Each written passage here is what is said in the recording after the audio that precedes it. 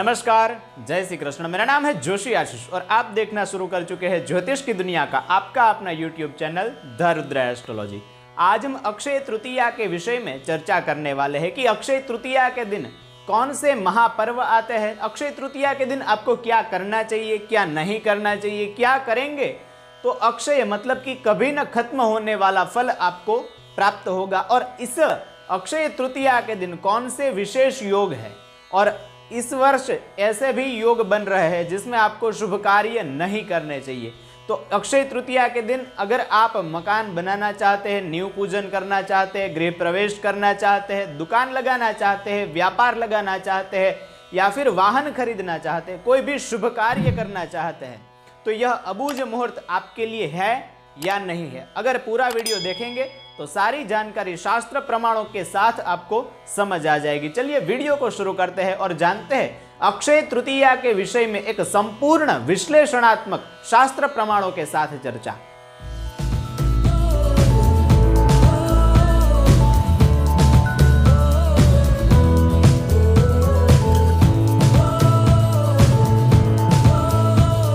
सबसे पहले अक्षय तृतीया क्या है उस विषय में चर्चा करें तो अक्षय तृतीया मतलब कि वैशाख शुक्ल तृतीया के दिन को अक्षय तृतीया कहा जाता है। इसे अक्षय तृतीया क्यों कहते हैं उसके विषय में शास्त्र में हमें प्रमाण मिलता है कि स्नात्वा हुत्वा च दत्वा च जप्त्वा अनंत फलम लभेत। इस दिन अगर कोई भी व्यक्ति स्नान करता है, जप करता है, होम करता है तो उसका अनंत गुना फल उसे प्राप्त होता है। तो कई लोग कहेंगे स्नान तो रोज करते हैं, परंतु अक्षय तृतीया में गंगा स्नान और समुद्र स्नान का विशेष महत्व है। यहाँ पर स्नान का तात्पर्य गंगा नदी में स्नान करना या फिर समुद्र में स्नान करना है। और दूसरा अक्षय क्यों कहते हैं, इसे अक्षय तृतीया क्यों कहते हैं उसके विषय में शास्त्र प्रमाण इस प्रकार है कि यत्किंचित् दीयते दानम स्वल्पम वा यदि वा बहु तत्सर्वम् अक्षयम् यस्मात् तेनेयमक्षया स्मृता। अर्थात अगर कोई भी व्यक्ति इस दिन थोड़ा या बहु कुछ भी दान करता है तो उस दान का अक्षय फल व्यक्ति को प्राप्त होता है। यह अक्षय तृतीया का महत्व है क्योंकि अक्षय तृतीया के दिन ही भगवान परशुराम का जन्म हुआ, भगवान हयग्रीव ने अवतार धारण किया और इसी दिन नर नारायण का भी प्रादुर्भाव हुआ था और त्रेता युग की शुरुआत भी इसी दिन हुई थी। वैशाख शुक्ल तृतीया के दिन ही त्रेता युग की शुरुआत हुई थी।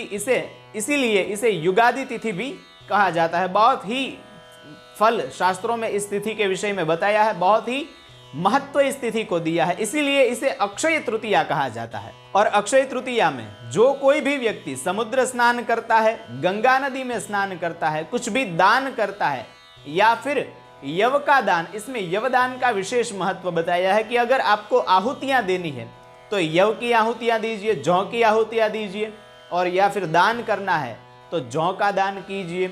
भगवान के लिए गेहूं का सत्तू बनाइए, वह भी भगवान को भोग लगाने के लिए विशेष उपाय बताए गए हैं। और अक्षय तृतीया किस दिन है उस बात की चर्चा करें तो अक्षय तृतीया है वह 14 तारीख को मनाई जाएगी। अगर आप पंचांग में देखेंगे 14 मई 2021 को मनाई जाएगी। अगर पंचांग में देखेंगे तो 2 तृतीया आपको मिलेंगी। तो आप कंफ्यूज हो जाएंगे कि 14 तारीख को ही क्यों तृतीया मना रहे हैं, क्योंकि 15 तारीख को भी तृतीया है। तो उस विषय में हमें शास्त्र प्रमाण निर्णय सिंधु में इस प्रकार मिलता है कि अक्षय तृतीया जिस दिन पूर्वाहण व्यापिनी मतलब अगले दिन में भी हो और परविद्या मतलब दूसरे दिन में भी हो, वह सर्वोत्तम बताई गई है।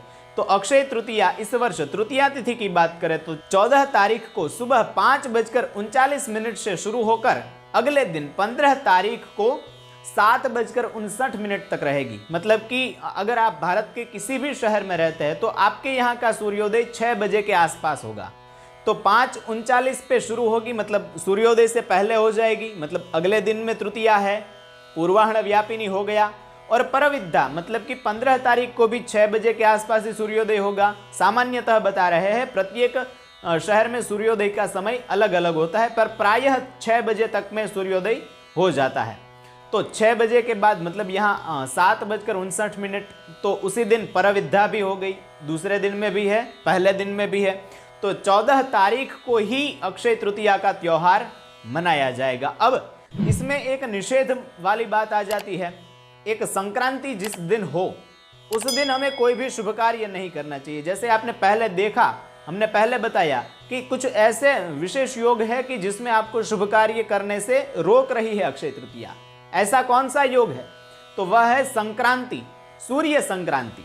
मतलब कि शास्त्रों में निर्णय सिंधु में इस प्रकार श्लोक है कि जब सूर्य संक्रांति हो उस दिन में हमें कोई शुभ कार्य नहीं करना चाहिए। समय विशेष भी उसमें बताया है। श्लोक इस प्रकार है कि त्याज्य सूर्यस्य संक्रांतेः पूर्वतः परतस्तथा विवाहादिषु यार्येषु नाड्यः षोडश षोडश। अर्थात जब सूर्य संक्रांति हो, याद रखिएगा अक्षय तृतीया के दिन ही सूर्य संक्रांति हो रही है। तो सूर्य संक्रांति के विषय में यह है कि जब सूर्य संक्रांति हो रही हो तब विवाह इत्यादि शुभ मंगल कार्य, मांगलिक कार्य, कुछ भी नई शुरुआत इत्यादि शुभ कार्य आप करना चाहे तो वह आप नहीं कर सकते।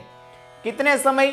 षोडश षोडश नाड़ी, मतलब एक नाड़ी बराबर एक घड़ी होता है। एक घड़ी बराबर 24 मिनट, मतलब कि 384 मिनट पहले और सूर्य संक्रांति के 384 मिनट बाद तक आप शुभ कार्य नहीं कर सकते। सूर्य संक्रांति कब लग रही है अक्षय तृतीया के दिन, उसकी बात करें तो 14 तारीख को रात को 11:24 पे सूर्य संक्रांति है। सूर्य भगवान मेष राशि से वृषभ राशि में परिवर्तन कर रहे हैं। तो 11:24 मिनट को सूर्य संक्रांति है और 384 मिनट उसके पहले गिने तो शाम के 5 बजे। शाम के 5 बजे से हमें कोई भी शुभ कार्य नहीं करना है अक्षय तृतीया के दिन। वैसे उसके पहले से भी हम तो आपको यही कह रहे हैं कि अगर अत्यंत आवश्यक न हो तो आपको अक्षय तृतीया के दिन शुभ कार्य नहीं करना चाहिए, और अगर बहुत आवश्यक हो तो दोपहर तक में आपको कार्य निपटा लेना है। दोपहर के बाद आपको कुछ भी नई शुरुआत नहीं करनी है, क्योंकि अक्षय तृतीया के दिन ही सूर्य संक्रांति पड़ रही है। तो सूर्य संक्रांति में शुभ कार्य करना वर्जित होता है। जैसे ही ग्रहण का समय होता है वैसे ही सूर्य संक्रांति का समय है। ग्रहण में जैसे दान पुण्य का विशेष महत्व है, वैसे ही सूर्य संक्रांति में दान पुण्य का विशेष महत्व है कि सूर्य संक्रांति में अगर जो कोई भी व्यक्ति दान पुण्य करता है तो उसके अक्षय गुना फल मिलता है। तो अक्षय तृतीया के दिन दान पुण्य आप संपूर्ण दिन में कर सकते हैं, उसके लिए कोई बात नहीं है। परंतु शुभ मांगलिक कार्य आप करना चाहते हैं तो रुक जाइए, दोपहर तक का ही शुभ समय आपके पास है, और ज्यादा से ज्यादा शाम के 5 बजे। शाम के 5 बजे के बाद आपको कोई भी शुभ मांगलिक कार्य नहीं करना है। और दूसरा, अगर सुबह के समय में करेंगे तो सूर्य भगवान मेष राशि में है, अपनी उच्च राशि में है, तो उनके उच्च में होने का शुभ फल भी आपको प्राप्त होगा। परंतु अगर उस दोपहर के बाद करेंगे तो आपको शुभ कार्य की कोई गुंजाइश नहीं है, शुभ कार्य आपको नहीं करना चाहिए। हम आपको यही सलाह देते हैं, क्योंकि जो शास्त्रों में मुहूर्त के अनुसार कार्य करेंगे उसका विशेष फल आपको प्राप्त होना ही है। अक्षय तृतीया के विषय में इतनी ही चर्चा आज करेंगे। आगे नए शास्त्र प्रमाणों के साथ नई शास्त्रीय चर्चा करते रहेंगे। अगर आप पहली बार हमारे चैनल की मुलाकात ले रहे हैं तो चैनल को सब्सक्राइब करना न भूलें और वीडियो को लाइक करें। ज्यादा से ज्यादा लोगों तक ऐसी शास्त्रीय जानकारी पहुंचाना आपका कर्तव्य है, हमारा धर्म है। उसी के चलते यह वीडियो को ज्यादा से ज्यादा लोगों तक शेयर कीजिए। जल्द ही मिलते हैं एक नई शास्त्रीय चर्चा में, तब तक के लिए धन्यवाद। जय श्री कृष्ण, वंदे मातरम।